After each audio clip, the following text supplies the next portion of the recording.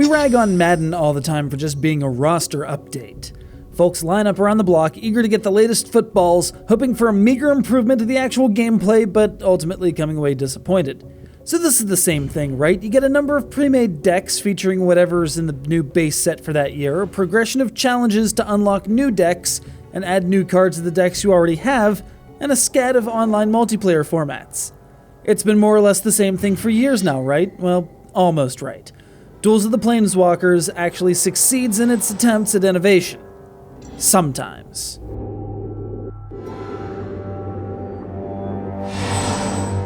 The gameplay is the same as it's been since I was 12 and Ice Age just happened. Sure, the mechanics have been tweaked to hell since then. Now we don't worry about mono artifacts and interrupts and mana sources and the like. But the same basic concepts of dropping lands, casting creatures and spells, and attacking with creatures to deplete your opponent's health are the same as they've ever been. What changes is the construction of the decks you have available. While they stick to consistent archetypes, the cards themselves vary from year to year, just to keep things fresh. Using one of these decks, you slam through a series of opponents in some extremely fluffy plot-like substance. Now with the occasional vocal interlude. This is the baseline, this is what we're used to. And then something like the sealed mode comes along to turn everything on its ear.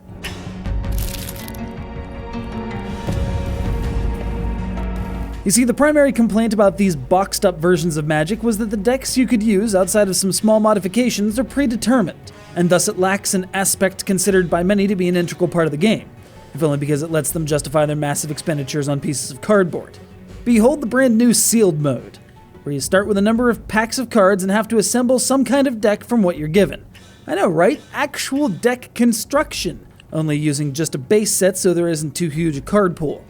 This runs you through a side campaign where some fights might give you yet another booster pack to further enhance your deck, whatever you end up playing.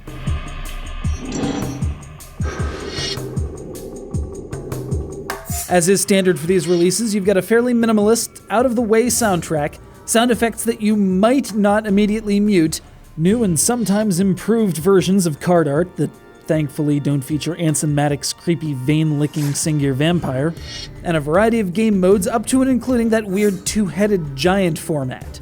Online support allows you to play with 1 to 3 other card floppers.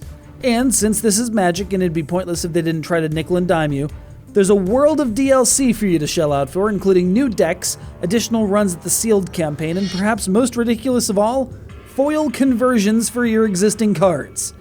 That's right, you can spend $1 to turn the fake pieces of cardboard into shinier fake pieces of cardboard.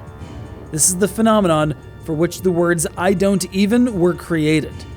Still, despite its foibles and limitations, you're getting a solid Magic experience with significant additions compared to last year's version for less than what one starter deck would run you.